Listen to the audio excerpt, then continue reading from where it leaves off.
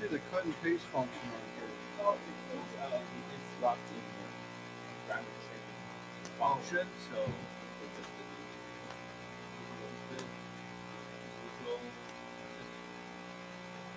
oh, you copy that.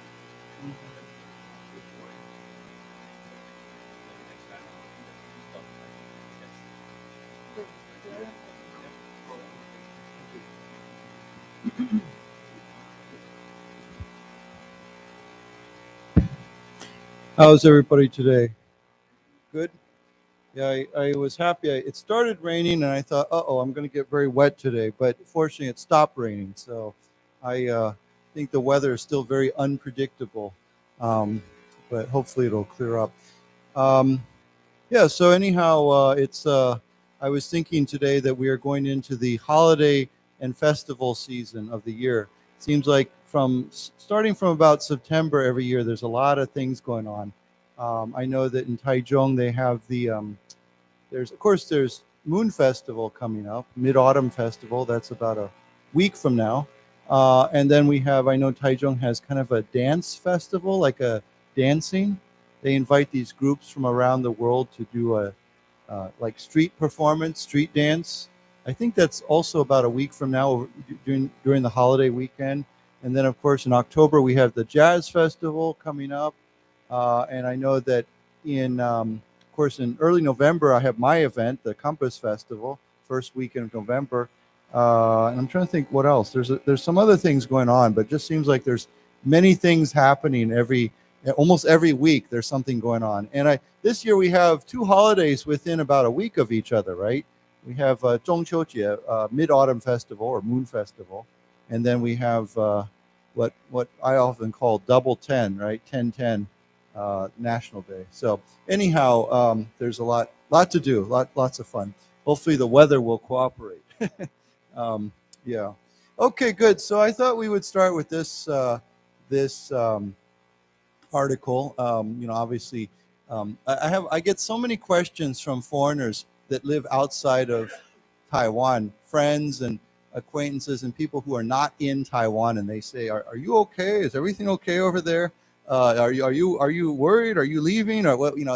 And of course, everyone who's in Taiwan, including 外国人 foreigners, they're always like, no, it's fine, So I think if you watch international media like TV stations and read the news, I think they tend to exaggerate. Maybe I shouldn't say exaggerate, but they tend to make things very, they blow them up a bit. They make them seem a bit bigger. But anyhow, this article was on the front page today of the Taipei Times. So I thought we would start with this. It says, blockade a monster risk for China, U.S. officials. Now, of course, that means U.S. officials say that a blockade is a monster risk for China. So what is a blockade? Does anyone know? What does block mean? B-L-O-C-K. To stop, right? So if someone wants to go out the door and then you stand in the door and you block people, or you block someone from coming in. So a blockade is more of an idea of where it's a bigger idea. It's not like a person-to-person idea. It's a bigger thing. So if you want to blockade, usually when we use blockade, we talk about a country or a very large area where you block it, you seal it off, you stop it, you stop anything from coming in or going out. And so we say a blockade.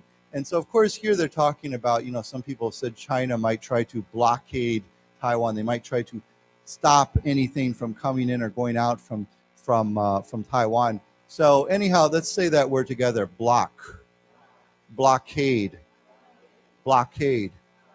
right. And again, remember, blockade is not I can't say I'm going to blockade you or I'm going to blockade the room. We don't normally say that. We say blockade a country or blockade an area or city. It's something that's larger. So when we say a monster risk, now you know the word risk, right? Risk is 风险, right? So if we say something is a monster risk, you might think, well, what? I don't get it. Why are they using the word monster? Monster is what's the Chinese word? Mogwei or something. Yeah. So what's when you say something is monster, what does that usually mean? Super big, So if you say it was if someone has a party, right, and they say, wow, that was a monster party, okay, that usually means, it doesn't mean there's monsters there. It means that it was huge, it was big, it was enormous, okay? Because I think usually when we think of monsters, we think of something that's very large. So when we say monster risk, it means it's a giant risk, it's a big risk, it's a huge risk for China, okay? So why don't we say that together? Monster risk. Monster risk.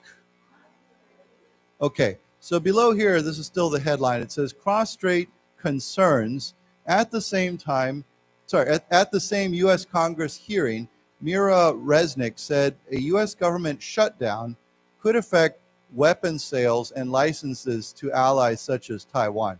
So it seems like the U.S. on a regular basis, they have a big, the Congress has a big argument over the budget. And then, of course, if they don't resolve that budget disagreement, then potentially the government could shut down. Now, this doesn't happen very often, but there's always that risk that the Democrats and the Republicans don't reach an agreement. So anyhow, it says the U.S. government shutdown. Shutdown means you close something down, right? For example, unfortunately, I've run into 2 restaurants that I know here in Taichung over the last 2-3 weeks that have been here for a very, very long time, and both of them had shutdowns. They both closed. So shutdown is another way for saying close. Sometimes we could say, instead of shutdown, we could use words like closure, right? You can say the closure of something. Sometimes, depending on the situation, I guess we could talk about a stoppage. Stoppage sounds more temporary. There's a stoppage of, like, for example, sometimes there's a power stoppage, water stoppage. They stop the water for a short period of time. Closure has more of a stronger idea to it. Or shutdown, this could be permanent or this could be temporary, 暂时.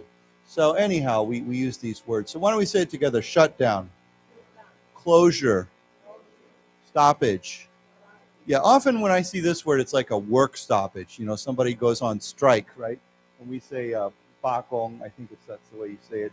A strike, you say on strike. They are on strike or they're going on strike. So sometimes we say a strike is a stoppage or work stoppage. Okay, so they're kind of looking at this shutdown of the government, and of course that could affect weapons sales and other business for the government.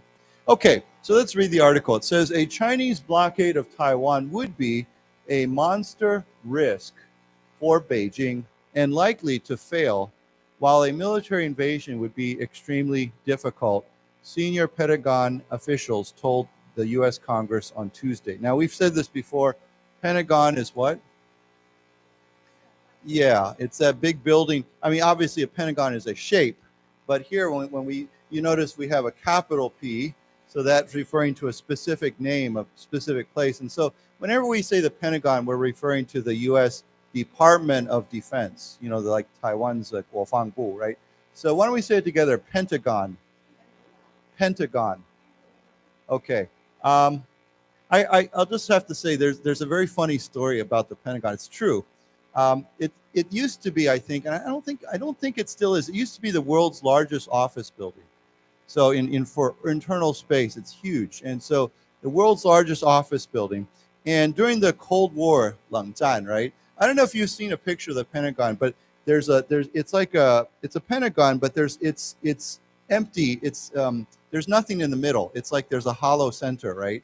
So the building kind of goes around the edges, and in the middle there's like a space right in the middle of the Pentagon. So this is true. This really happened. So the Soviets, the Sulian, the Soviet Union, they had Weixing satellites always watching the Pentagon. So overhead in the space, they would watch it. And there was a little tiny building in the middle of that space in the Pentagon. And they would see all these high-level generals, very high officers going in and out of that little building in the middle of the Pentagon, right in the middle of the space. And so they thought this must be a really top secret area, right? So they put all this surveillance, they were watching it, and they were really trying to pay attention to what's going on there. Maybe this is a secret door or passage or something, because these guys would go in and out every day. They would go in and out. It was only later on that they discovered what that little entrance was. It was a hot dog stand. They were selling rugal in the middle of the Pentagon, and it was right in the middle of the courtyard because they would come out and buy their hot dogs and go out again. And the Soviet Union assumed, they thought, this must be some top secret, so yeah, but it's a hot dog stand. So I thought that was very funny. So anyhow, they say this is a big risk. It would probably fail, likely to fail. Likely means probably. Okay, so let's read this together. A Chinese blockade of Taiwan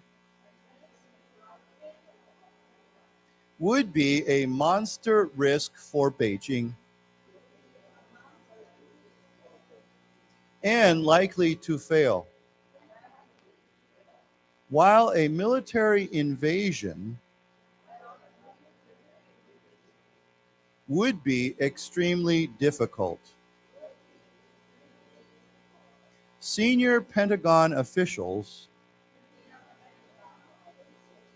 told the U.S. Congress on Tuesday.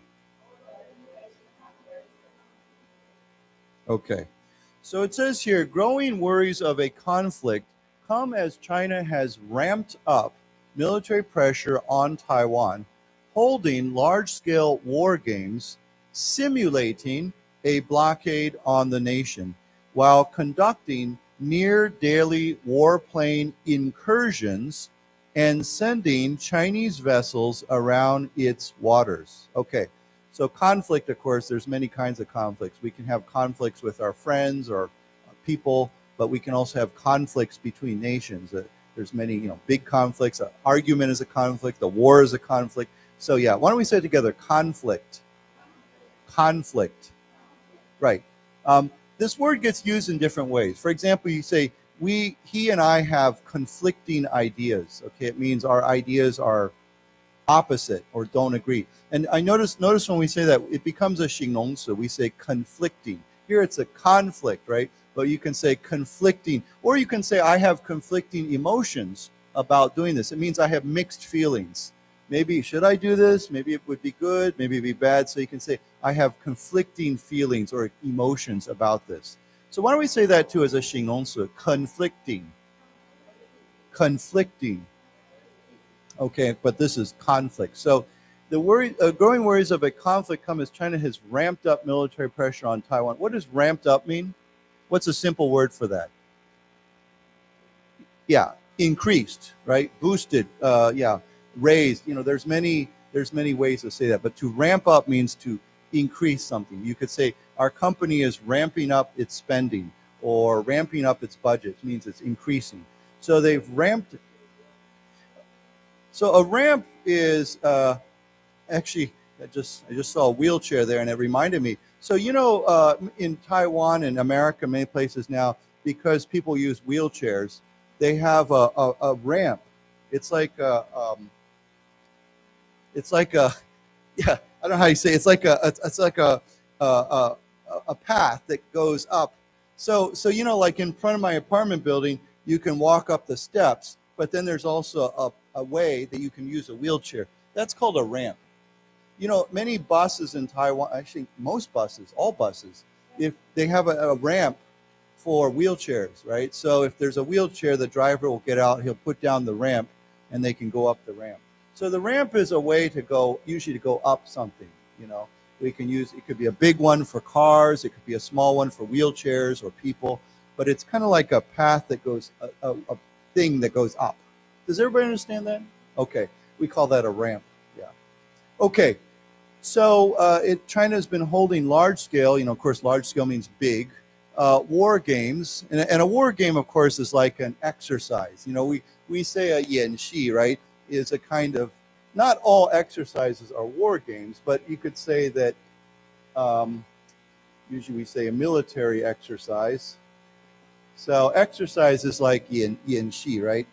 So it's a war game would be a kind of military exercise. So war games, simulating. Now this is a very good. What is to simulate or a simulation as a mean? So what does that mean?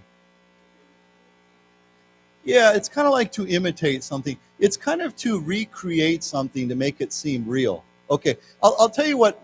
Since the time I was a kid, one of the most famous or favorite computer games is a flight simulator. So basically, you get on your computer and you can act like you're a pilot flying an airplane, right? There's all the controls there, and you take off and you fly the airplane around, and then you land the airplane again on your computer. And we call that a flight simulator with a TOR. It creates it feels like a real life. It imitates real life, right? So if you do something to imitate something that's really happening, we say a simulation, TION. Okay, so you can say this is a simulation of the real thing. You know, I was watching recently, actually it was at 美国商会, we had a speech, and there's an Italian businessman, and he has a company in Taiwan, and they design earthquake, 地震, what do they call those? It's a special system to protect buildings against earthquakes, right? It keeps the building it helps the building stay up and protects the building during earthquakes. So it's very interesting. At their office or their company, they have an earthquake simulator. It's a machine that imitates an earthquake. It moves, and so then they can test how strong or how effective this equipment is. So we call that a simulator. And of course, when they do this, we say that is a simulation, okay, as a means. Does everybody understand that? Okay, so why don't we say it together? Simulating. Simulating. Okay, now if you have a machine that does that, we call that a simulator. Let's say that simulator. Simulator. And then the means, when you create the situation, we say simulation. Simulation. Okay, so these war games are simulating. They're kind of like imitating or creating a replica of a blockade on the nation. There's a word that I just used, and I don't know if it's sometimes a similar word, but replica is often a physical object that replicates something. So we can say replica or to replicate, okay? This is a verb, 动词, to replicate. It means to create something that looks just like the real thing, okay? So when you build a model, when I was a kid, I loved to build models of cars and airplanes and ships. You build a model. What do they call it? 模型. Yeah, that is a replica, right? It's a small replica of a bigger thing, but we say to replicate means to make something that looks the same. It's funny because I noticed that, I think it's technically illegal, but they used to be able to, in Taiwan and Hong Kong, you could buy copy watches, right? Copy Rolex, copy, Omega. They're not real, but they look like it. And I noticed that sometimes they won't say copy, they'll say replica. Replica sounds legal, right? Copy sounds illegal, but you say, oh, this is a replica Rolex. It's like a model of a Rolex, but of course I think it's still illegal. Okay, so why don't we just say that word too, because this word is quite similar to that word. This is more of an activity, an exercise, but this is more of an object. You replicate something. So why don't we say together, replica. Replica. And that's a 名词, that's the object. And then the 动词, replicate. Replicate. Okay, so these war games are simulating a blockade on the nation while conducting, of course, as we said, is to carry out, to do something.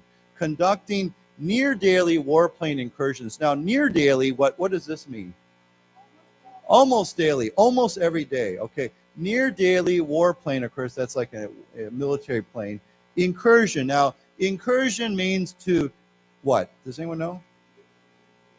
Yeah, to come into an area, to come in. It's a little bit like the word invade, but it's a little bit less severe than the word invade. Invade sounds very serious, like you're actually going to go in there and occupy.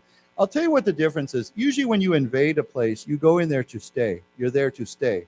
Whereas an incursion means you might come in temporarily and then you go out again. So you come in, then you go out. That's an incursion. But invasion, you come in and you stay there, right? So let's say this together. Incursions. Incursions.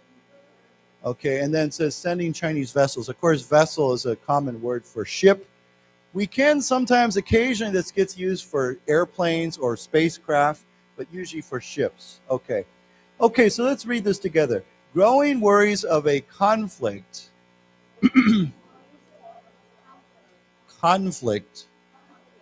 come as China has ramped up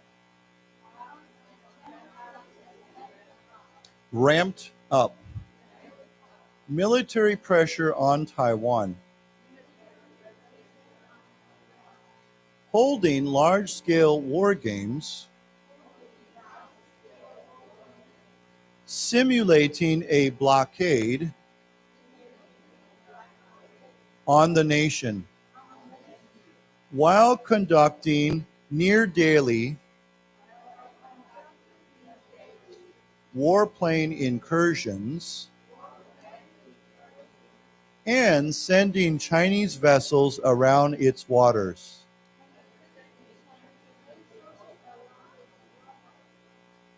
Around its waters. Okay.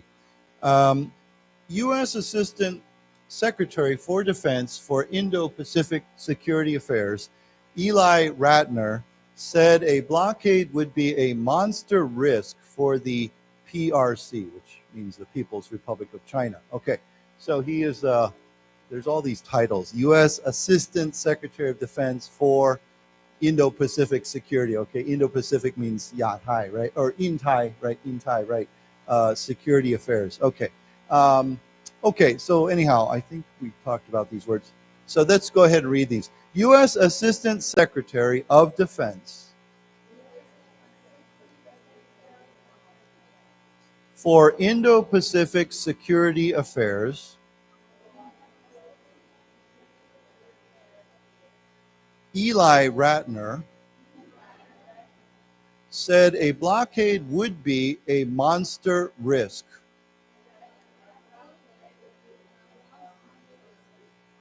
for the PRC. Okay. Here we go. It says, he says, it would likely not succeed, and it would be a huge risk of escalation for the PRC, where it would likely have to consider whether or not it was willing to ultimately start attacking commercial maritime vessels, Ratner told the U.S. House of Representatives Armed Services Community. So it would likely not succeed, or we could say it would likely not succeed. Likely means probably not succeed. And it would be a huge risk of escalation. Now, escalation means what? If you escalate something as a 动词, L-A-T-E, escalate, what does that mean? Increase, yeah, to grow, to make something bigger. I'm sure you all know, we've talked about it a long time ago, in many buildings, not this building, but many buildings, you ride an escalator to go upstairs, right? Now, I've often said it's kind of funny because escalators also go down, right? So, but we only use the word escalator. Actually, if you want to say to escalate or make something bigger or increase it, to make it to opposite, we say de-escalate. So de, we add a d, so de and then escalate. De-escalate means to make something go down. But we don't use that for the machine. We only call that an escalator because it goes up. I'm not talking about an elevator. Over here we have an elevator, right? But that thing where you stand on it and it goes up, that's called an escalator. So to escalate means to increase. You know, you can say they escalated the conflict or the situation. It means to make it bigger. But here is a means, so we say escalation. Okay, so why don't we say it together? Escalation. Escalation. Okay, so this would be a huge risk of an escalation for the PRC, where it would likely or probably have to consider, to think about whether or not it was willing to ultimately of course means in the end, finally, ultimately. Why don't we say it together? Ultimately, start attacking commercial maritime vessels. So what is commercial maritime vessels? I mean, vessel we know is a ship, but what does that mean? Right. It's not a military ship, it's commercial, right? A commercial ship is a ship that carries, oil or cargo or whatever. It's not a military ship. Usually it also means commercial vessel doesn't carry passengers, it's not for vacation. It's not one of those cruise ships.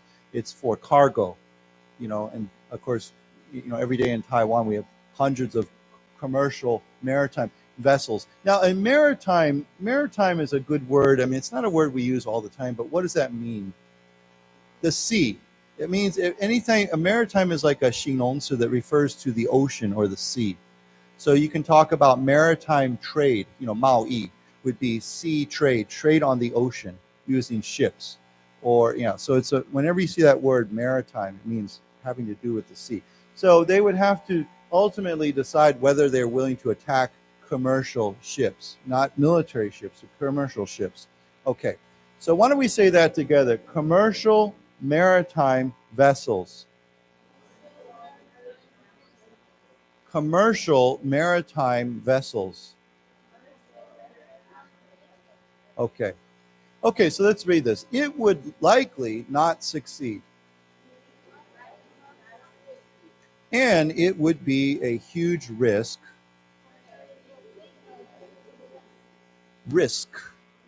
of escalation for the PRC, where it would likely have to consider whether or not it was willing to ultimately start attacking commercial maritime vessels. Ratner told the U.S. House of Representatives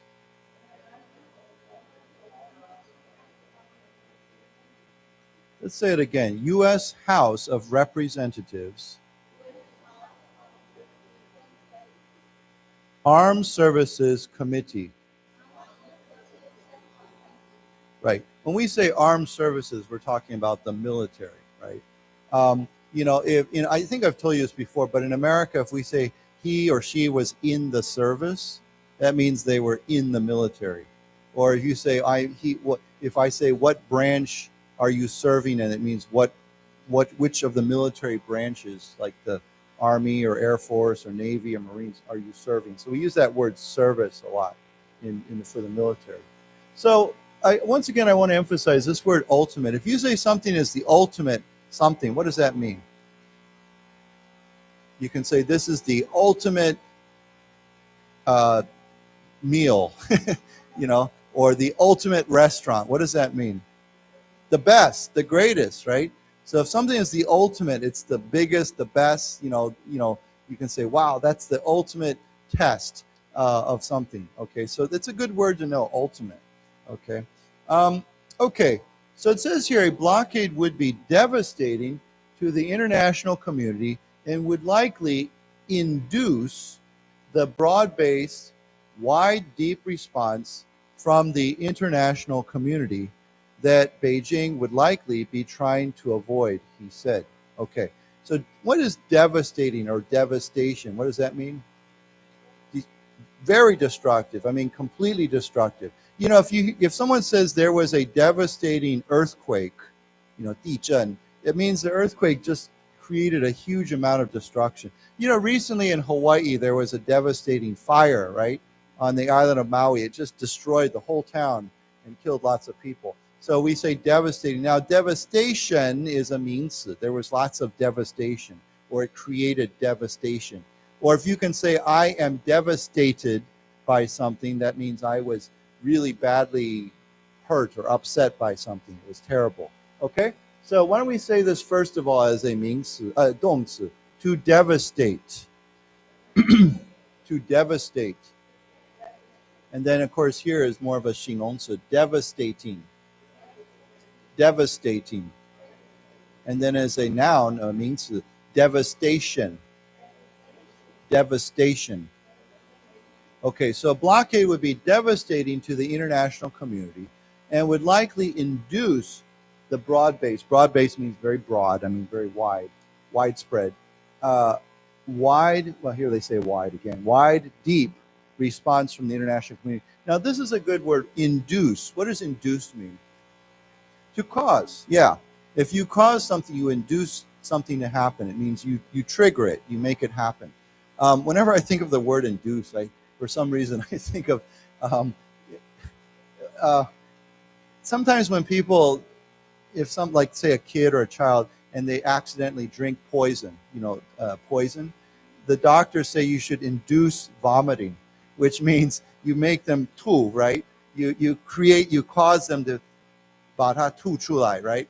So there's certain chemicals or things you can drink that induce vomiting. They make people immediately throw up.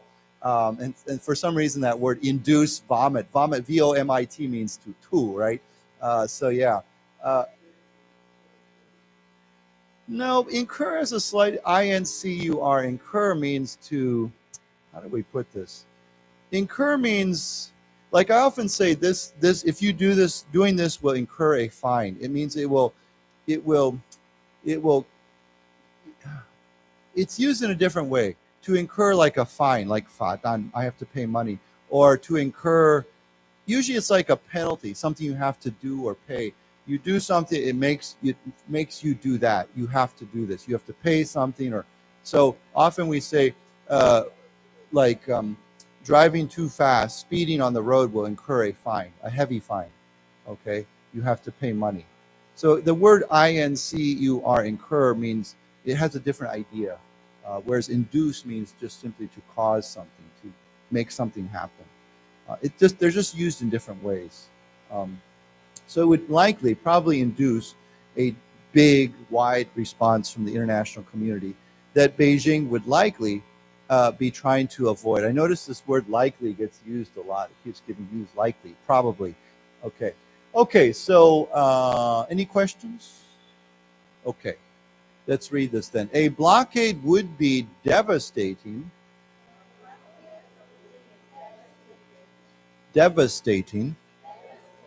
to the international community and would likely induce the broad-based, wide, deep response from the international community.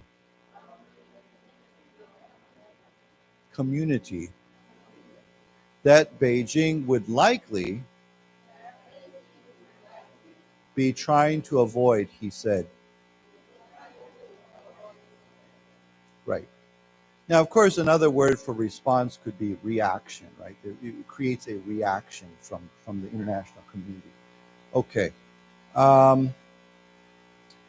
Okay, it says here he was echoed by U.S. Army Major General Joseph McGee, a vice director of the Joint Staff. Now, there's one word here that's a good word, echo. What is echo? Like right. Normally an echo means what? If you're outside or you're in a big room and you shout, right? And it echoes, the sound comes back to you. But here, if it says he was echoed by, what does that mean? Supported by. Basically, this person said the same thing as the person before him. So if you express an opinion that you say, I think this is great, and then your friend says, yeah, I also think this is great, they're echoing your opinion. They're saying, they're giving the same opinion. So to echo an idea or an opinion or something is basically means to say the same thing. So why don't we say together, echoed? Echoed. Right. Okay. So let's read this. He was echoed by U.S. Army Major General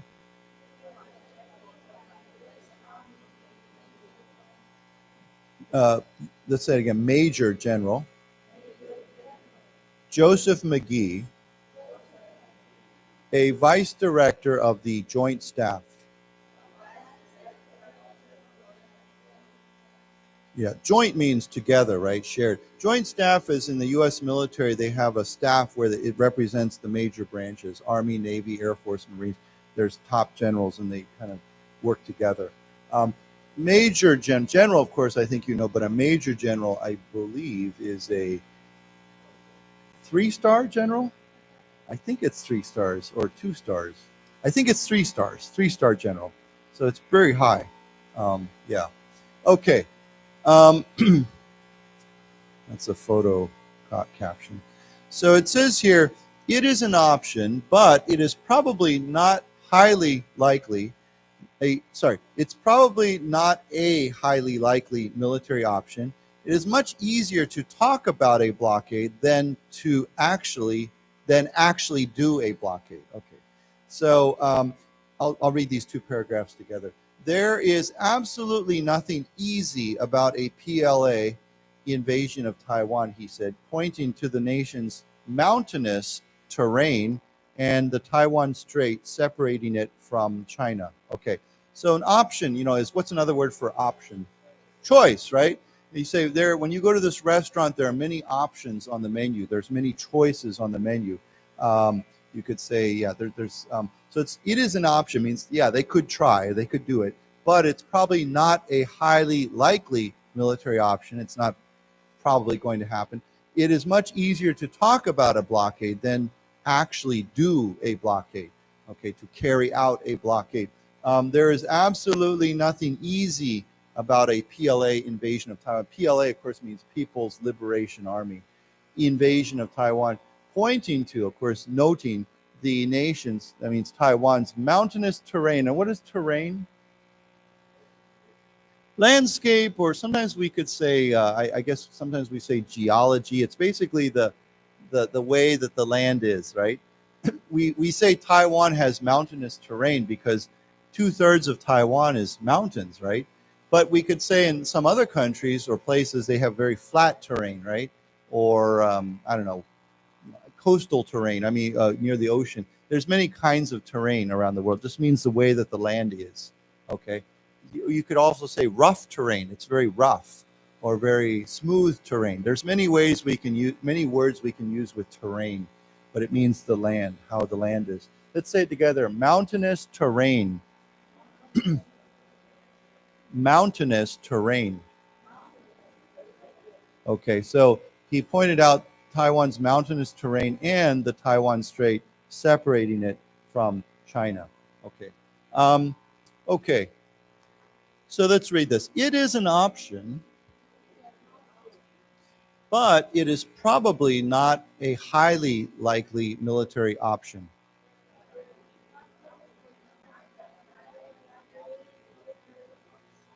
Military option. It is much easier to talk about a blockade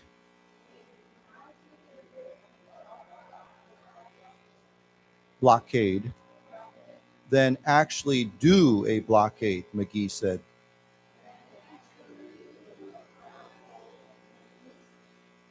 There is absolutely nothing easy about a PLA invasion of Taiwan.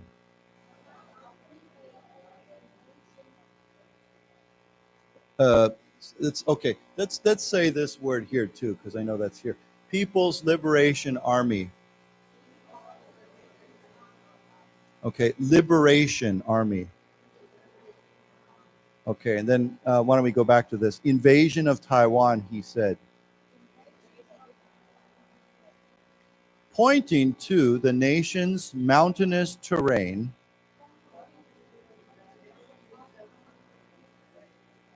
again, mountainous terrain,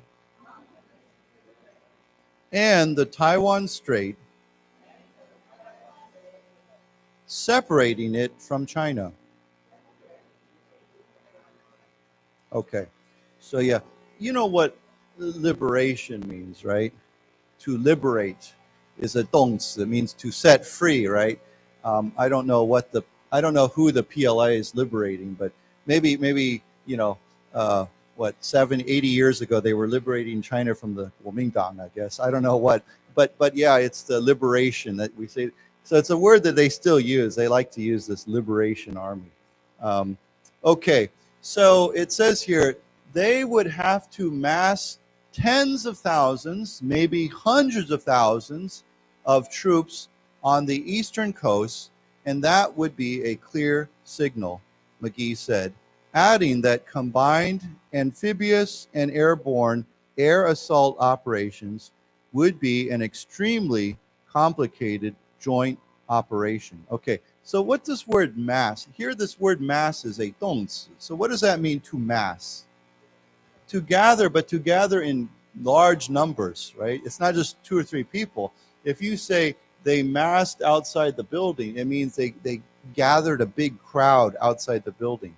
The people massed in front of the city hall or something. So it means to gather in very, very large numbers, because a mass is a big group, right? A big amount. Okay. A mass, no, well, I don't think so. A mass is one word. Just add an A. A mass means to gather, but usually we use to amass means to gather something like money. You can say he amassed a fortune, like, okay, Guo Taiming has amassed a lot of money by running his company, Honghai, right? He's amassed a fortune. We can use, that's the way we often use the word. And that word is AMASS. It means to accumulate. I think you know the word accumulate, right? It's a good word. I think I'm spelling this right. So it's very similar to the word to amass, to gather in a big amount. And we don't usually use the word amass. Well, actually, we never use the word amass for people. We use it for money or things like that. We say to accumulate, to gather, to amass, lots of money or fortune or wealth or something like that. For some reason, it gets used a lot with things like fortune or wealth or money. Okay? Why don't we say those 2 words together? Accumulate. Accumulate. Amass. Amass. But here we have the word mass. So it says they would have to mass tens of thousands or maybe hundreds of thousands of troops. Troops means, of course, soldiers. On the eastern coast, not Taiwan's eastern coast, but China's eastern coast. And that would be a clear signal. Okay, that means that would tell everybody what's going on. Adding that combined amphibious and airborne air assault operations. So here's some words. Amphibious, what does that normally mean? Right, so what is an amphibious animal? A what? The one that immediately comes to my mind is what? I think you know, right? A frog, right? Qinghua, right? It can be on the land. And that kind of animal is actually called an amphibian. So if we change this to B-I-A-N, it's a kind of animal that goes in the water, in and out of the water. It can be on the land, it can be on the water. So a frog is an amphibian, okay? But amphibious is a general 形容词. It just means something that goes on the water or land or sea, or land or water, okay? So why don't we say together, amphibious. Amphibious. And then that other word, the animal word, amphibian. Amphibian. Okay, so this means to do this would require a combine. It means mixed. Amphibious and airborne. Okay, airborne means from the air. Okay, air assault. Now, assault is another word for what? Attack. Okay, if you say he was assaulted by his co-worker, it means his co-worker attacked him. Okay, to assault. So air assault operation, of course, this would be like an operation, a big military operation, would be an extremely complicated 复杂 joint. Joint means combined. They would have, it's not just one group, but many, many groups working together. Joint operation. Okay, so basically very, very complicated. Okay, with a lot of soldiers. Okay, so let's read this together. Any questions on this? Everybody understand that? Okay, they would have to mass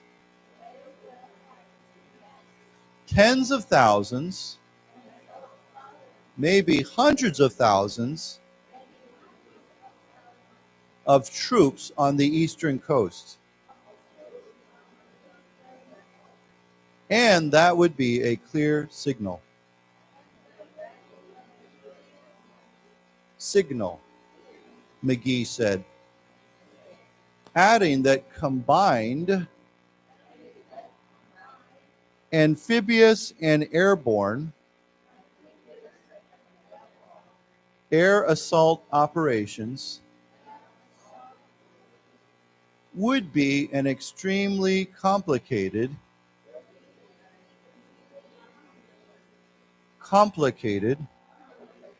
joint operation. Right. Okay. So here it says that would leave them in that Taiwan Strait gap, 90 to 100 miles, and then we have the kilometers, that would lead them susceptible to all the fire that could be brought to an invading force that was already telegraphing their intentions, he said. There's some interesting words here. Okay, so he's saying that would leave them, you know, when they do this, they would leave them in the Taiwan Strait gap. Now, what's a gap? It's like a space in between two things, right? If you say there's a big gap between his ideas and my ideas, it means there's a big difference or space. But gap is usually like there's a gap, like right now there's a gap between these two tables, right? There's a space. So he said they would leave them in the Taiwan Strait gap, which is 90 to 100 miles. That's how wide it is.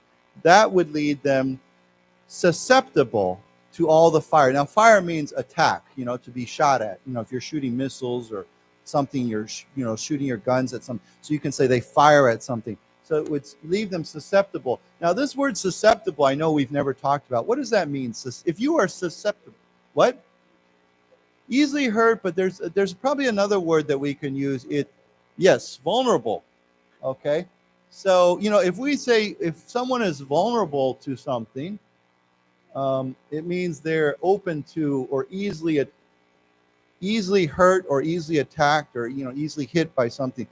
Susceptible is one of those words we can use in many ways as well. So, for example, we often say if you don't sleep enough, if you don't get enough sleep, you will become susceptible to a sickness, right? You're susceptible to maybe catching a cold or susceptible to, you know, COVID-19 or some other virus. Okay, so we can say he has become susceptible to this disease. It means he's vulnerable to that disease. Okay, so why don't we say it together? Susceptible. Susceptible. And then that word over there, vulnerable. Vulnerable. Yeah. This word susceptible often gets used with disease, with sickness. Okay. You know, susceptible. We can say older people are more susceptible to certain diseases, right? Okay, or children are more susceptible to certain diseases. Okay.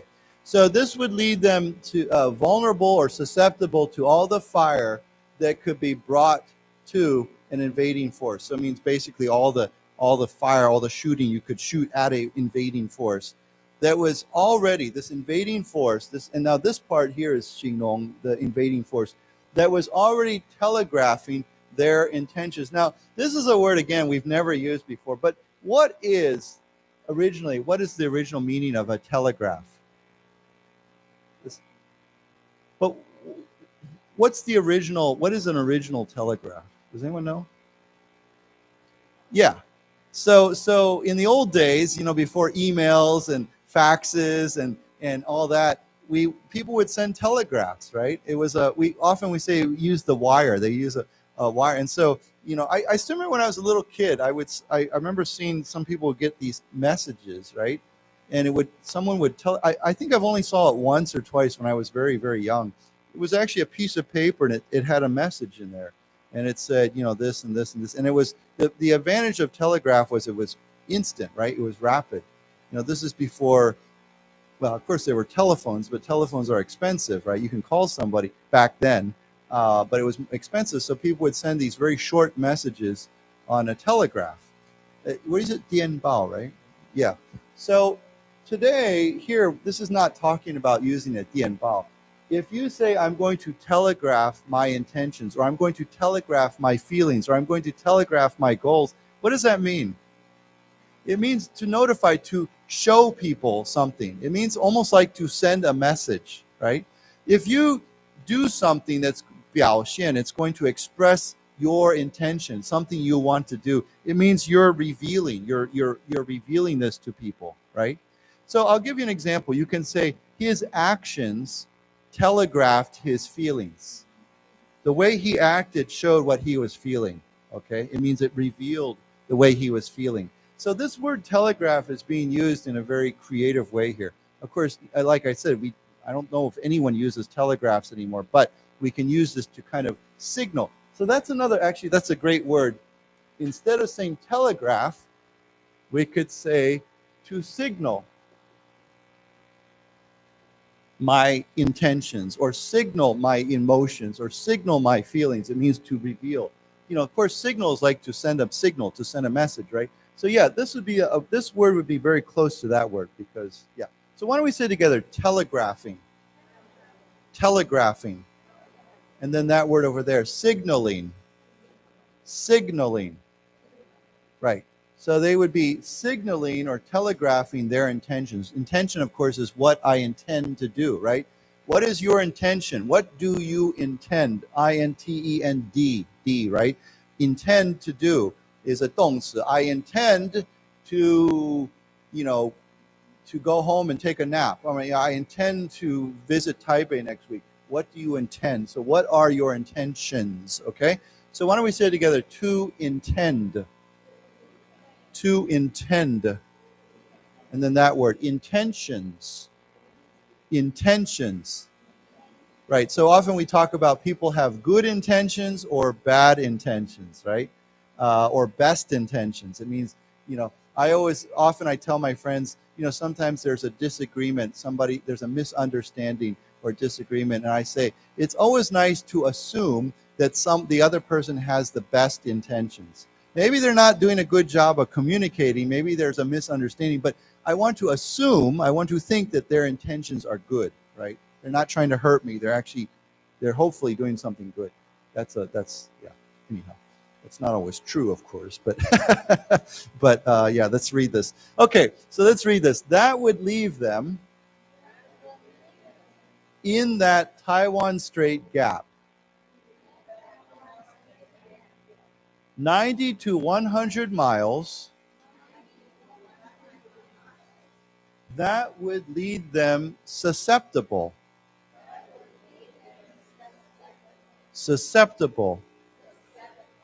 to all the fire that could be brought to an invading force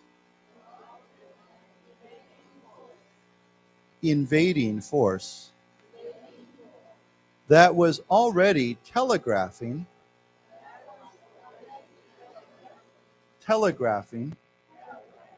their intentions, he said. Right. Okay. So let's read one or two more paragraphs and then we'll go to a different story. It says here, China's latest massive show of force came on Monday when Beijing sent more than 100 warplanes in 24 hours around the nation, prompting Taipei to decry its destructive unilateral actions. This is an interesting word, to decry. If you decry something, what does that mean? They decried his actions. Decry means to condemn or to criticize something. If you say something is bad or negative, or you say that's no good, that means to decry something. Often we decry someone's actions or behavior. It's not a very common word, but it means to, I think criticize is like to 批评. But I think another word we've talked about before is to condemn. When you say something is bad, you condemn that action. You say that is wrong, that is bad. So we decry something. So why don't we say it together? That's CONDEMN, condemn. Okay. Now, condemn gets used in different ways. For example, if someone is condemned to death by the court. So anyhow, why don't we say this together? Decry, condemn. Okay, so China's latest massive, of course, means huge, show of force, to show their force, came when they did all this. Prompting means, what's another word for prompting? Causing, right? If you prompt someone to do something, it means you cause them. You can say, my words prompted him to take action. My words prompted his anger. It means it caused, it triggered, it created something. So prompting, why don't we say it together? Prompting, Taipei, of course, means the Taiwan government, to decry, to condemn China's destructive unilateral actions. And we've said this word before. What does unilateral mean? One-sided. Taiwan hasn't been doing anything. They've been sitting here, but China is unilaterally doing something. Now, if it was both sides, we would say what? bilateral, right? And if there was 3 sides, we'd say trilateral, okay? And then, of course, after that, we say multilateral, M-U-L-T-I, multilateral means many sides, okay? We don't have quad, we don't have 4. We have uni, bi, tri, and multilateral, okay? So why don't we say it one more time? Unilateral. Unilateral. Okay. So yeah, this is they're saying, you know, what you guys are just causing, basically they're causing trouble. When I saw this word prompt, okay, I was thinking where in the old days, no, maybe not the old days, I think they still do this. So when you have a play, you know, 表演, right? Like a performance, like the actors are playing on the stage. There's a person sometimes, and they're invisible, you can't see them, but they're sitting down below. The audience can't see them, and they prompt the actors on their lines. We call that a prompter. So basically, if the actor's acting and they forget what they're going to say, they look down and the person tells them what they're supposed to say. We say they're prompting them. And now, even like presidents, you know, like 总统 and officials, they have something called a teleprompter, T-E-L-E, teleprompter, which is it's a digital, it's a screen, and it has all your lines. So if you're giving a 演讲, right, and you need to, you know, most people don't memorize their speech.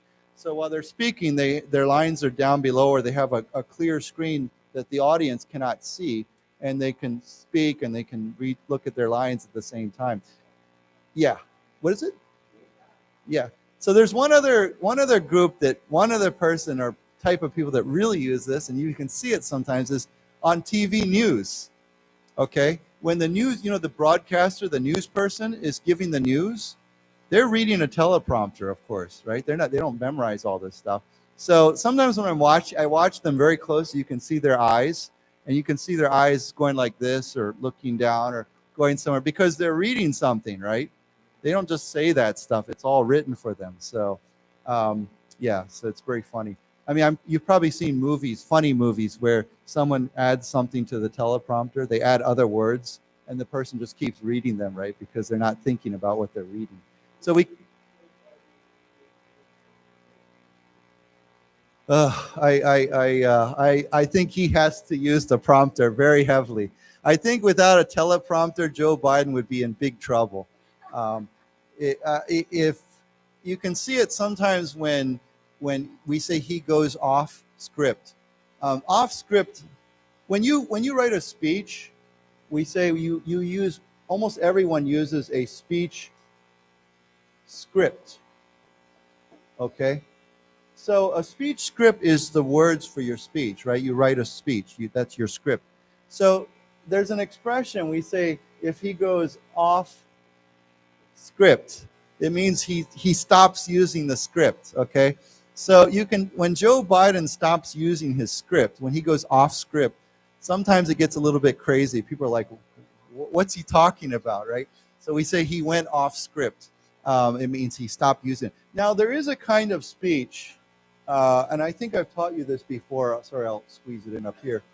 It's called an impromptu. That's an O, sorry, O. IMPROMPTU. Impromptu speech means there's no script, right? Because you just get up and give a speech, just like instantly, right? So if somebody says, okay, right now I want you to give me a quick speech on airplanes. And so I get up and I just talk about airplanes. There's no script. I'm not reading anything. I didn't write anything. That's called an impromptu speech. I mean, I just instantly give you a speech. If you can do that, it's quite a good skill to have. But yeah, a speech script is what most people use. They have a paper or something they read, and that's where we use a teleprompter to have that script. Yeah. So yeah, let's read this together then. China's latest massive show of force. Show of force came on Monday when Beijing sent more than 100 warplanes in 24 hours around the nation, prompting Taipei to decry its destructive unilateral actions. Let's say those words again. Destructive unilateral actions. Okay. Let's just say this word here because we just learned this. Script. Script. Script can also be used as a 动词. So if you are an actor in a play, you also have a script. We call that a play script, right? I never acted in high school, but I had many friends who were actors. They acted in high school plays. And I remember looking at their scripts and I thought, wow, you have to memorize all of this, right? And that's why sometimes they need a prompter because they can't remember everything. But usually they did a pretty good job. I was very impressed. Okay, so anyhow, I think that's all we need to read on this article. We can go to a different one. But any questions on this? So yeah, I just to I think that I read a lot about this every day, and I really feel like China lacks the ability to do much. They like to talk and take scare people, but I honestly don't feel like I'm that worried about it.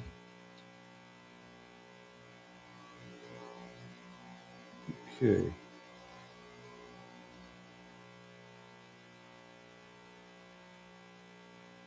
A lot of people say, I mean, this is commonly pointed out, but if you think of World War II, or it's the 大战, right? Everyone talks about D-Day. You know D-Day? You know what D-Day is? D-Day is the day that the Allies, the Americans and the British and the French and everybody else invaded France, right? I think it was June 6th?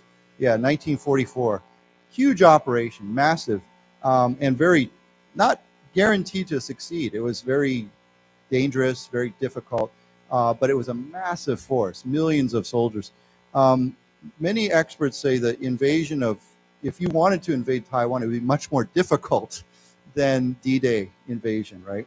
The U.S. and everyone else was very good at that kind of operation. It's very, very, very complicated, and it takes a massive force. And I don't know. I've seen some Chinese Yanxi, and I think they're trying to scare Taiwan. And you see these pictures of like 20 little boats, and these guys get out and they run up on the beach. And I'm just thinking, this is not very good for them. It doesn't look like much. So anyhow, I just think that this doesn't worry me too much. Okay.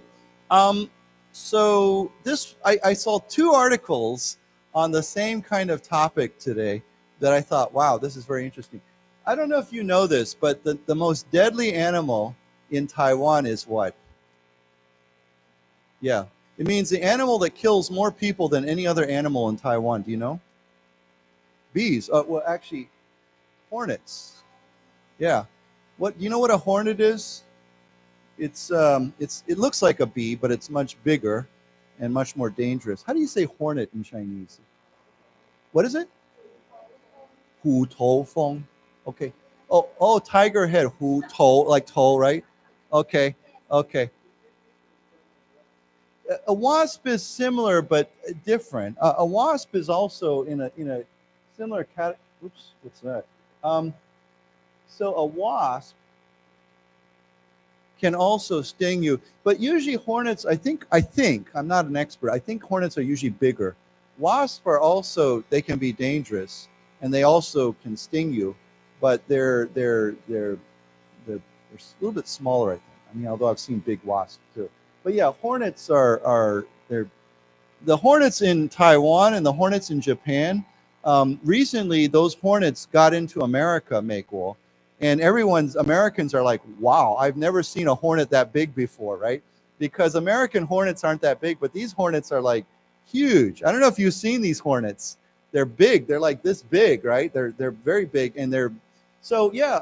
Many people are surprised that the deadliest animal in Taiwan, or organ, I think you say animal, is actually a hornet. They kill more people than any other creature in Taiwan. You usually think of a deadly animal, you think of a shark or a lion or a tiger or bear or something like that. But hornets, they're small, relatively small. So I was kind of shocked. I mean, again, to read this today, it says 2 killed, 9 injured. So 2 killed. I mean, that's pretty terrible. 9 injured after being stung by hornets. Okay. Now, of course, when a hornet or a bee or anything attacks you, they usually sting you. Okay. Now, we don't say for spiders, a spider, right? Spiders, we don't say they sting, they bite. Because, or snake will bite you. But a bee or a wasp or a hornet, they use that stinger, right, to stick that in you. So we call that to sting you. Or here it's a 过去式 stung. So why don't we say it together? Sting, sting, stung, stung. Now, sting can also be like if you are hurt by something, right? For example, you can say, I was stung by his criticism. It means his criticism hurt me or hurt my feelings, okay? His comments really stung. It means his words really stung. So if something hurts you or makes you feel bad, you can say, or sometimes as a 形容词, we say stinging words, okay? It means those words hurt. They make someone hurt, maybe because they're very critical or they're very impolite or something like that. So this word sting or stung is actually a useful word. Okay. So it says here, 2 people were killed and another 9 injured yesterday after being stung by hornets while hiking in New Taipei City's Ruifang district, with officials warning against wearing perfume or straying from trails during the autumn to avoid potentially deadly creatures. Okay, potentially means possibly, right? They're not always deadly, but potentially. So yeah, hiking across the Ruifang, I think you know where that is. Officials warning against wearing perfume. What's perfume? 香水. Now, perfume normally is for women. Normally, I mean, technically this word can go both ways, actually. Perfume is a more general word, but when most people say perfume, they think of women's perfume. What is the word for men's perfume? Yeah. So for men, we usually say cologne. Okay. Again, I think this is a very perfume. I think is actually officially it's a very broad word. It's a general word. So you could probably say men's perfume. You could say that, but usually we separate those 2 categories. We say perfume is for women and cologne is for men. Now, when we say cologne, we don't pronounce the G. We just there's no G there. We just say cologne. So why don't we say it together? Perfume. Perfume. And when you look at the word perfume, you can see this other word here, fume, F-U-M-E. What is a fume? Yeah, it's like a smoke. It's like, usually it refers to kind of like smoke. So, we could say the fumes of the car exhaust, the fumes, but it could be smoke or it could be almost like a smell. The fumes of gasoline. You can say the smell of gasoline or the smoke of a fire, the fumes of a fire. So that word F-U-M-E, it has that idea, smoke or smell. Okay. So once again, perfume. Okay, and then that word, cologne. Cologne. Yeah, so we usually say women's perfume, men's cologne. Okay, so they were warning against wearing perfume. I guess hornets are attracted to perfume. I know mosquitoes, 蚊子, are also attracted to the smells sometimes. Okay, it says, or straying from the trails. What is this word straying as a 动词? What does that mean? Do what? Not linger. It means what? Right, basically it means to leave the trail. Okay? So if you're walking on the road or a path and you leave the road, you go off the road, we say you are straying from the road. But you can stray from many things. You can stray from your ideas, right? Your 主意, your ideals. You can say he really has strayed from his ideals. It means he had these 主意, this idea, and then he left that. He went some other direction. So we can say, now the word stray is also used for when we say a stray dog, what does that mean? Right. Stray dog, stray cat, it means that they don't have a home, right? They've kind of, maybe they've run away from home, or maybe they've never had a home, but they're strays. So this word stray gets used many ways. So let's say it together, straying. Straying. Okay, so they warn, don't wear perfume and don't stray from the trails during the autumn to avoid these potentially deadly creatures. Creature, of course, means any living thing, any living animal, not a plant. Okay, so let's read this together. 2 people were killed and another 9 injured yesterday after being stung by hornets. Hornets, while hiking in New Taipei City's Ruifang district.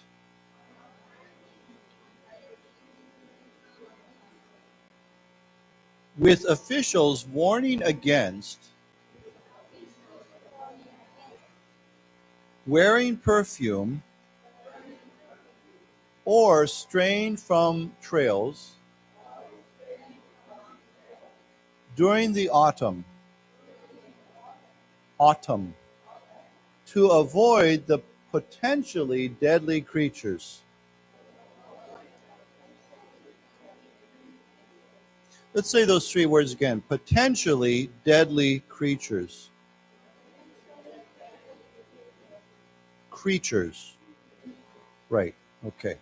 It says 7 of the hikers only sustained minor injuries after being stung along the Bafen Liao hiking trail and made their way down the mountain with a guide, the New Taipei City Fire Department said. Okay, so often when we sustain injury, if we get injured, we say he sustained injuries. He sustained, or you can say the building sustained damage. It means to get something. Something happened to you. So that word sustained is used in this way. Now, if we say sustained trouble or sustained problems, what does that word mean then? If we say sustained in that way, you can say he has experienced sustained problems. What does that mean?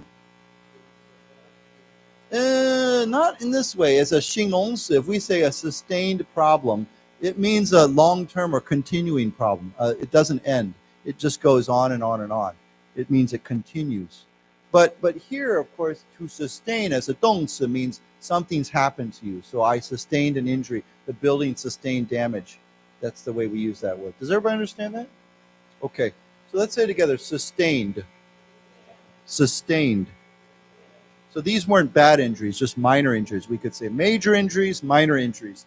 Okay, minor injuries after being stung along this trail, and they made their way down the mountain. It means they went down the mountain. I can make my way home. It means I headed home. I went home.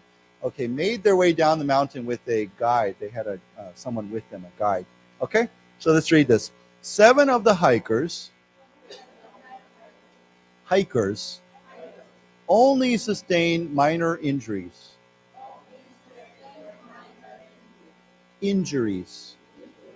After being stung along the Bafen Liao hiking trail and made their way down the mountain with a guide, the New Taipei City Fire Department said.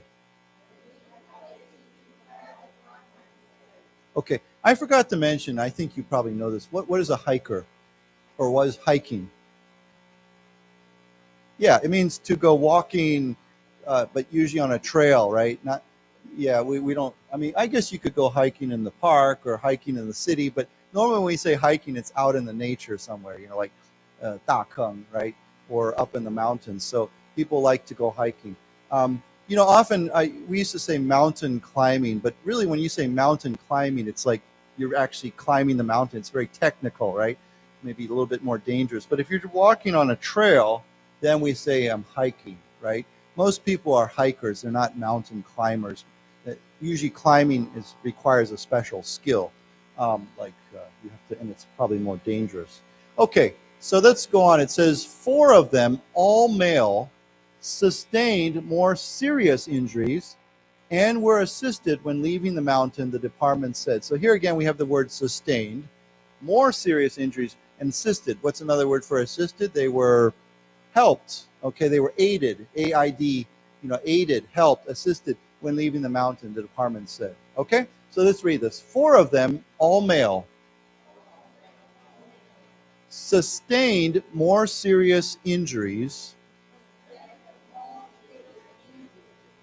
and were assisted when leaving the mountain. The department said.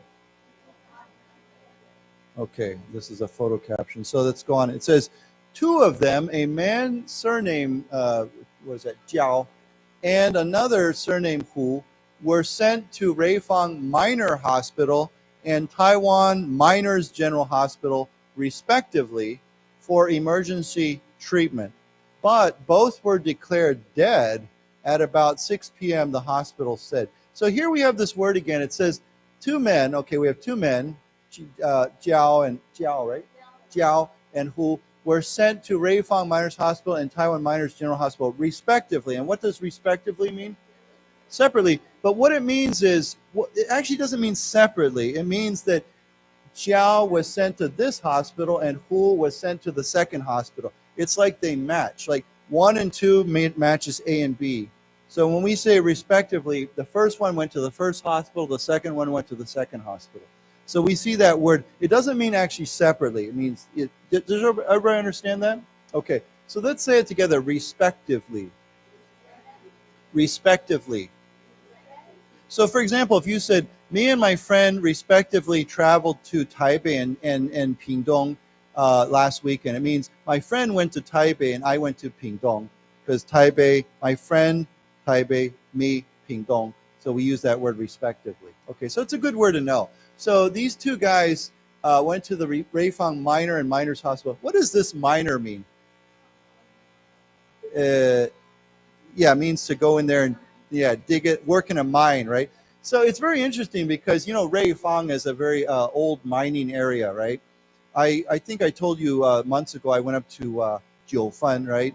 And it's all, the whole area is lots of old mines and mining towns. And so this is a miner. A miner is a person who works in the mines, right? It could be a gold mine, it could be a coal mine, it could be, there's many kinds of mines. So Reifang Minor Hospital and Taiwan Miners General Hospital. So there's a lot of miners there. And both were declared dead. And of course, when we say declared dead, it means the hospital, the doctor officially said these people are dead, unfortunately. Okay, so let's read this. 2 of them, a man surnamed Jiao and another surnamed Hu, were sent to Reifang Minor Hospital and Taiwan Miners General Hospital,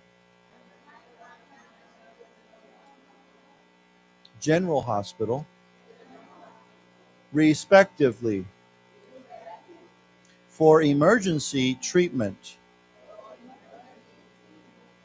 But both were declared dead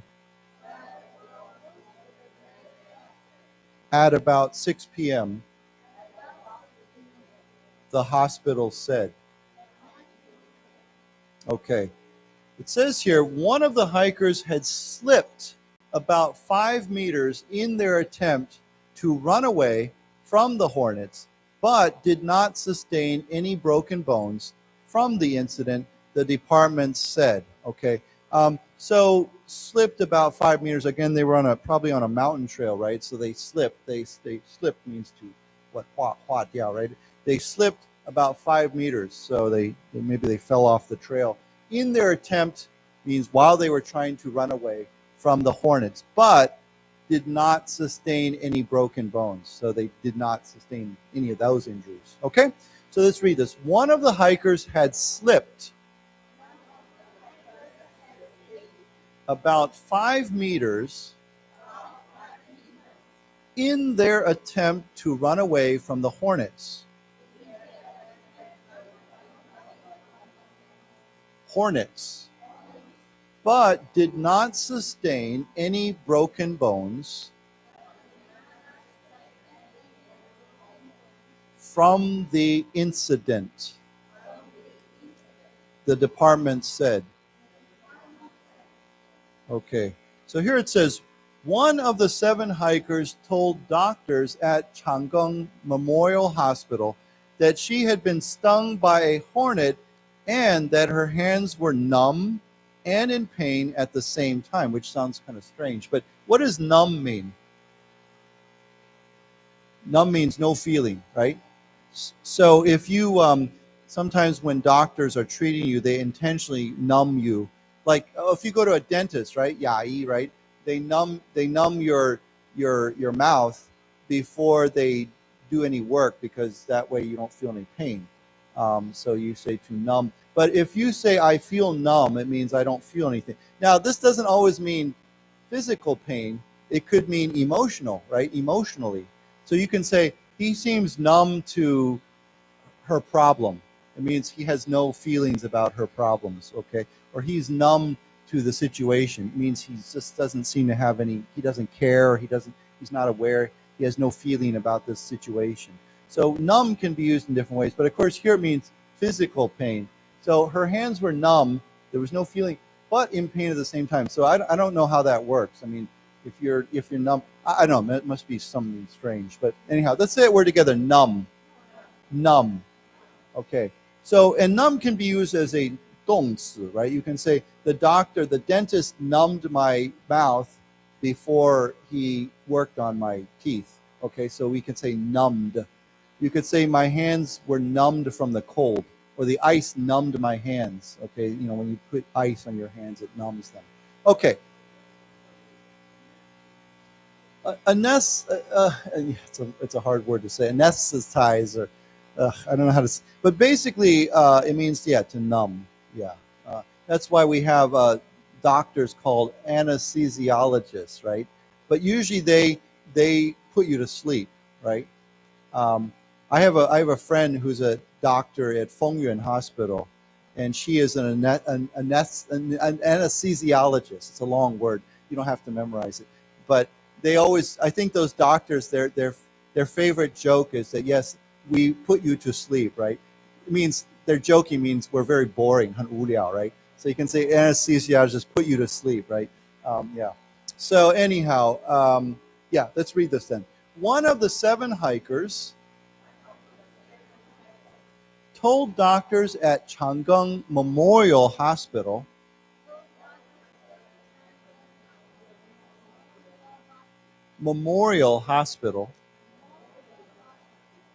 that she had been stung by a hornet and that her hands were numb and in pain at the same time. Okay. Okay. So it says here, we'll just read 1 or 2 more paragraphs and then we'll go to a different story. Okay, it says here, Zheng Qianwei, a doctor in the emergency room at the hospital's Jilong branch, said that the 4 men with more serious injuries were stung on the head and arms, but did not require hospitalization. What does hospitalization mean? Yeah. Right, 住院, to stay in the hospital. So we say, if you go in there and you see the doctor and they let you go home, you're not hospitalized. But if you have to stay overnight, then you're hospitalized. And that becomes a 动词. It means a Z-E-D, to be hospitalized. Okay? So why don't we say that first? Hospitalized. Hospitalized. And then let's say this word as a hospitalization.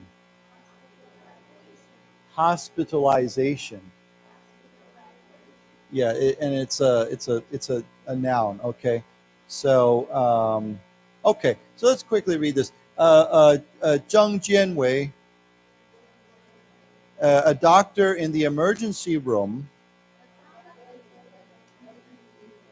at the hospital's Geelong branch said that the 4 men with more serious injuries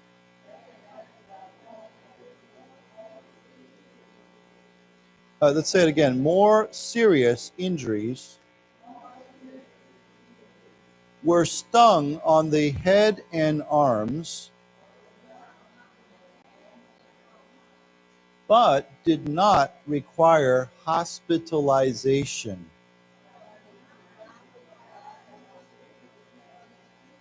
One more time, hospitalization. Okay. And then it says here, Reifang District Office Chief Secretary Li Guanhong said the hiking trail has been temporarily closed until the new Taipei city government has removed the hornet nests. Okay, let me just read the second paragraph here. It says, the district is to dispatch patrols and put up warning signs before the trail is reopened, Lee said. Okay, dispatch, what is, we've said this before, but what does that mean? To send, right? Now, what is a patrol? A patrol can be a 名词 or a 动词. Patrol means to go around something, yeah. So you can patrol the ocean around Taiwan, you could patrol a building, you could patrol a city. In America, police cars are often called patrol cars because what do police do? They drive around, right? They just watch things. They keep driving. So, and then you can say the group or the person, usually it's a group of people. We call that a patrol. It's a group of people that do that. They do that action. They go around and they check things. So they're sending out a group of people to patrol or watch that area. So why don't we say together, patrols. Patrols. Dispatch patrols.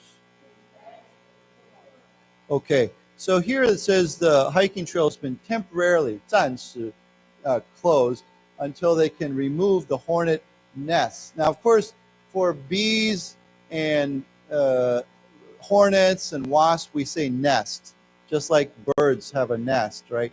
This is a hornet's nest. I don't know if you've ever seen hornets' nests, but they're kind of scary.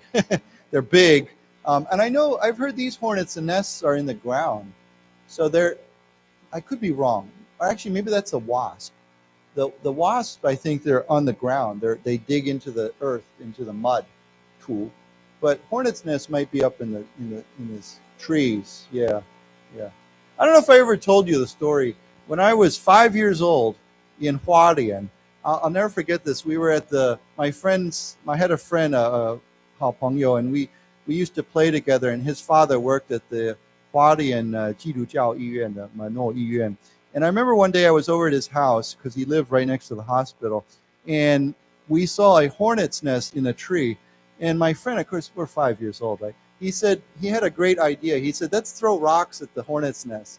And so we did. We threw rocks at the hornet's nest, and you can guess what happened, right? They all came out, and we started running, and we all got stung. I think I got stung 3 times.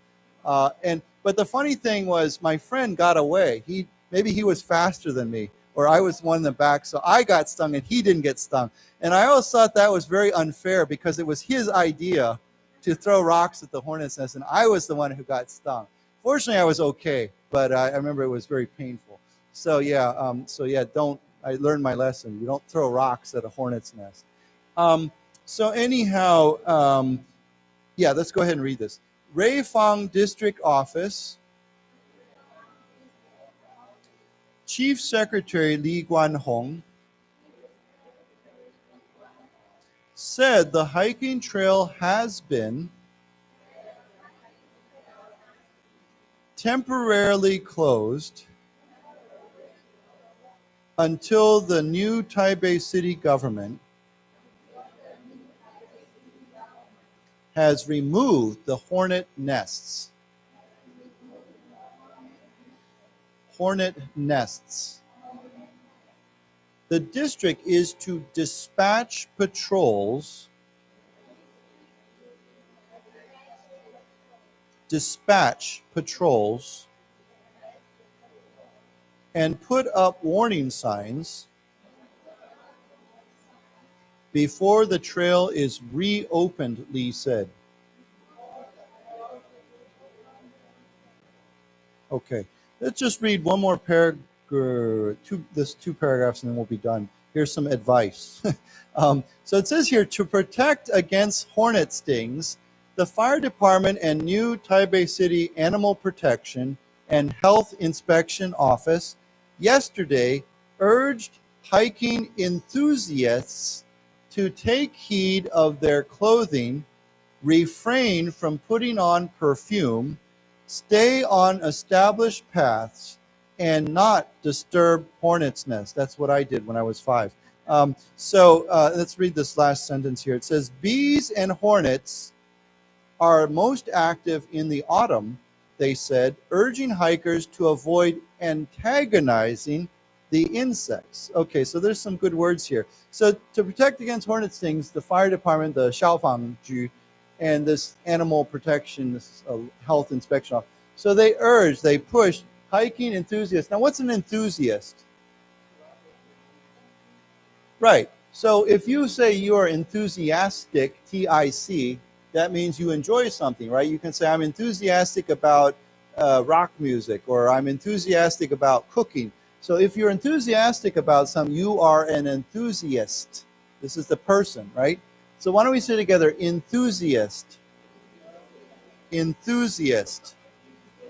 Right, so you could be a hiking enthusiast, a music enthusiast, or whatever. So enthusiast, hiking enthusiast, to take heed of their clothing. When you say to take heed of something, what does that mean? What's another way?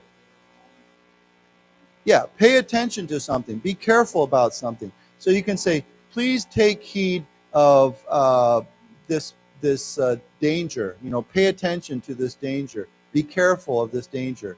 Whenever I take the 捷运, right? When you get off the train, they say, please mind the platform gap, right? It means be careful. There's a gap between the train and the platform. You don't want to step in that hole there. So we could say, please take heed of the platform gap. Please mind the platform gap. Please be careful of the platform gap. So we use these words in a way. So take heed of is something. So if we use the word heed, we can use it in a different way. You can say he heeded her advice, or he did not heed her advice.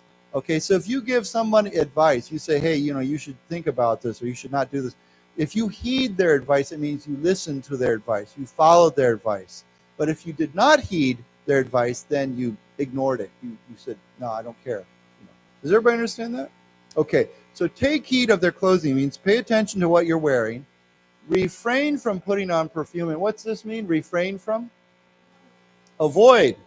So please refrain from spitting, 吐口水, or please refrain from eating betel nut, 吃槟榔, or there's many things. In Singapore, they say please refrain from chewing gum, right? Don't use 口香糖, right? There's many things. Singapore asks you to refrain from many things, I know. So why don't we say this together? Refrain from. Refrain from means, don't do that. Okay, so refrain from putting on perfume. Stay on established path. Now, of course, established means that the path is set. It's there. It's been created. It's a set path. It's not like some wild path. And do not disturb hornets' nests. Okay, and then the next sentence has a good word. It says, bees and hornets are most active in the autumn, they said, urging hikers to avoid antagonizing the insects. What does to antagonize mean? To make an enemy of, or to make someone angry. Okay, so I think I told you before, parents often, my parents said the same thing, is don't antagonize your sister, right? Especially if you're an older brother, you make your sister angry, right? You say things, or you give them trouble, and then they get angry, and your parents will say, stop antagonizing your sister or your brother, right? To make them upset or make them angry. So if you make someone angry, or you make them upset, or you make them into an enemy, means you do something or say something to make them that way. You antagonize them. Okay, so why don't we say it together? Antagonizing. Antagonizing. Right, and there's obviously, you don't want to upset the insects or these hornets or bees. Okay. Any questions on this? So in a story, like if you read a novel, like you read a 小说, the antagonist, we have two kinds of characters. That's an O. And then we have a protagonist.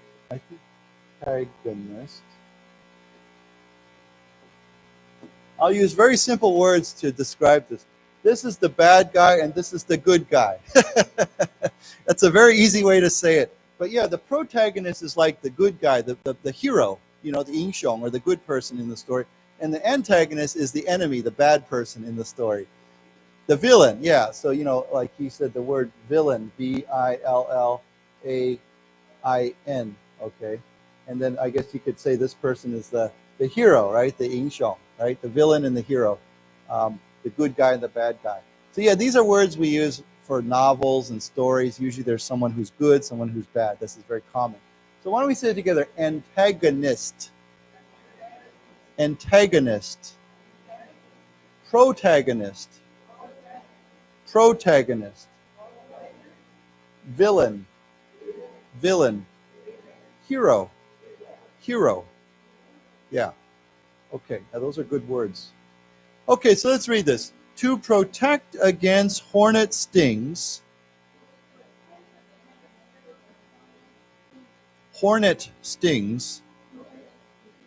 the fire department and the new Taipei City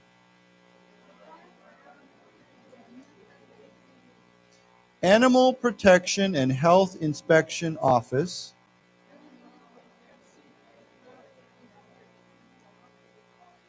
yesterday urged hiking enthusiasts. Okay, let's say it again. Enthusiasts. To take heed of their clothing, refrain from putting on perfume,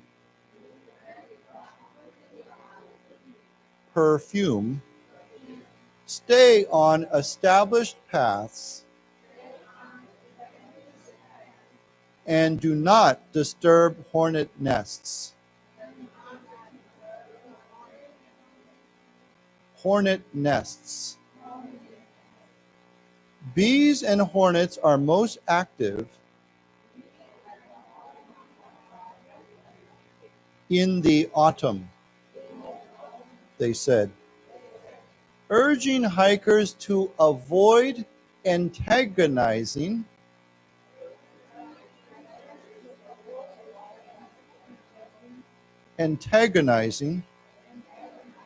the insects.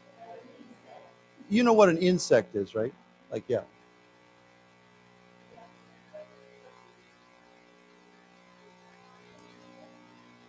Right, in the laundry detergent, right? It has a smell, right? That's a good point, because almost every laundry detergent you use has a smell to it, right? You can, yeah. Right, the soap has a smell to it. Yeah, that's actually a very, very good point. Can you buy laundry soap that has no smell? Can you buy that?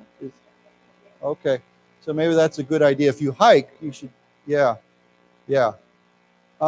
Actually, we have, why don't we just end with this story? But I noticed there's more advice here. Let's read this too. It says, hornets are more prone to attack things that are black, furry, and moving. That's kind of funny, black, furry, and moving.